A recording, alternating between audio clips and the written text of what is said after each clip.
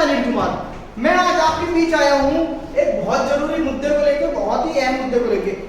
सबसे पहले आप इस वीडियो को अपने माध्यम से देखो। जिसकी जात का पता नहीं वो गन्ना की बात करता है। जितना मेरा आप लोग इंसल्ट करना चाहते हैं आप खुशी से करिए, आप रोज करिए, मगर एक बात मत भूलिए, जाति जनगणना को हम यहाँ पास करके दिखाएंगे। इनसे ये पूछना चाहता हूँ, आपने जाति कैसे पूछ ली है बताइए। पर आप जाति कैसे पूछ सकते हैं?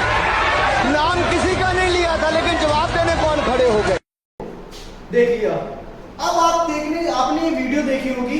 वीडियो के माध्यम में जो अनुराग ठाकुर जी हैं, ये देश के विपक्ष के बहुत बड़े नेता सांसद हैं, जिन्होंने भरे संसद में जातिवाद को लेके देश के विपक्ष के जो नेता प्रतिपक्ष है उनके लिए बोला है कि जिसका जाति का पता नहीं वो गन्ना की बात करता है। अब बात आती है राहुल गांधी पे। राहुल गांधी जी देश के जो प्रतिपक्ष के नेता हैं, जब भी गरीबों की बात आई है राहुल गांधी जी सबसे पहले आगे खड़े हुए हैं। और ये बात सबको निष्पक्ष रूप से पता है कि जब भी लोगों को गरीबों की जरूरत हुई है तो बीजेपी सरकार ने सिर्फ और सिर्फ अपनी आंखों को बंद करा है और कुछ नहीं करा। बात यहाँ पे आकर लगती है कि भरे संसद में जाति के ऊपर जाना, किसी की पर्सनल लाइफ के ऊपर जाना, ये कितनी बड़ी बात है। राहुल गांधी जी जिनके घर से 3 प्रधानमंत्री देश को दिए हैं, उन लोगों ने अपनी जान तक दी है। उनके बुजुर्गों ने जो अपने टाइम पे काम किए हैं वो देश के लिए अपनी जानें दी, देश के लिए शहादत की है, देश के लिए अपने हर चीज को कुर्बान कर दिया। उसके बाद भी जिसके घर से जो नेता बन के आया राहुल गांधी, नेता प्रतिपक्ष, वो भी तुम्हारी बातों को सुनता है। आज बीजेपी वाले हैं, इनके बुजुर्गों ने क्या किया? गोडसे ने सिर्फ और सिर्फ मुखबरी करी है अंग्रेजों के खिलाफ जाके, देश के लिए दल्लागिरी करती है। ये तो खुद ही जो अनुराग ठाकुर और बीजेपी जो पहले करते आए, जो बुजुर्ग कर रहे हैं, वही ये लोग आज भी कर रही है। देश के लिए देश को खोखला कर रहे हैं अंदर से। इनका शुरू से काम है देश के नाम पे सिर्फ वोट इकट्ठा करना, झूठी राजनीति करना, गंदी राजनीति करना और देश की बातों को लीक करना। जैसे इनके जो बुजुर्ग नेता थे, पूर्वज के नेता थे, उन सब ने सिर्फ और सिर्फ देश को बदनाम करा है और कुछ नहीं करा। और ये आज अपनी बदनामी को सही बता के दूसरों के ऊपर लांछन कर रहे हैं, दूसरों के ऊपर आवाज उठा रहे हैं। जबकि संसद में, भरे संसद में कोई किसी की जाति के ऊपर नहीं जा सकता। जहां जातिवाद की बात आ रही है वो जातिवाद क्यों आ जा रहा है? ताकि लोगों को उनका हक दिया जा सके।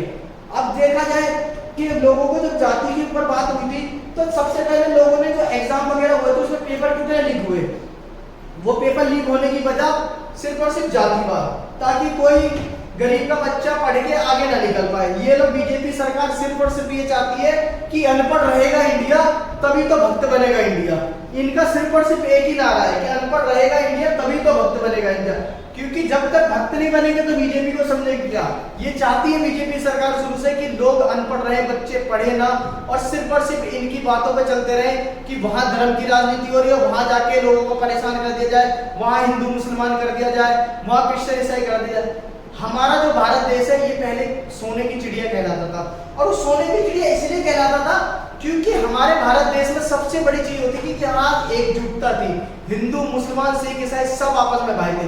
लेकिन बीजेपी सरकार जब से सत्ता में आई है सिर्फ और सिर्फ झूठ करा है, झूठ की राजनीति फैलाई है, लोगों को आपस में लड़वाया गया है और कुछ नहीं करा। जो सरकार अपना चलाया हुआ 2000 का नोट 7 साल नहीं चला पाए, वो 15 साल 75 साल पुराना हिसाब मांग रहे लोगों से। अरे भाई तुम पहले अपने गिरवान में तो जाके देखो कि आपने देश के लिए क्या करा, आपके पूर्वजों ने देश के लिए क्या करा है। जब जाके आप लोगों को कहो आपके द्वारा 14 साल हो गए, 2014 के बाद आपकी सरकार आई थी भारत में। 2014 के बाद जब से आपकी सरकार आई है, आप अपना एक ऐसा काम गिनवा दो जिससे भारत का या देश की जनता का या देश के युवाओं का मजाक ना बनाओ। कोई अच्छी चीज करी हो आप लोगों ने।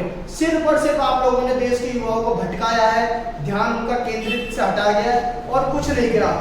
तो आप सब जनता से मैं निवेदन करना चाहूंगा, ये जो संसद में गलत चीज हो रही है उसके खिलाफ आवाज उठाओ ताकि लोगों को उनका हक मिल सके। राहुल गांधी हमेशा से सिर्फ आपके लिए, देश की जनता के लिए, देश के गरीबों के लिए आवाज उठाते आए हैं। उनका इतना बड़ा अपमान करा गया संसद में, ये सारी चीज गलत है। बीजेपी सरकार को इस सारी चीजों को छोड़ के देश के हित में सोचना चाहिए, तब जाके हमारा देश आगे बढ़ेगा और विकास की राह पे जाएगा। जय हिंद, जय भारत।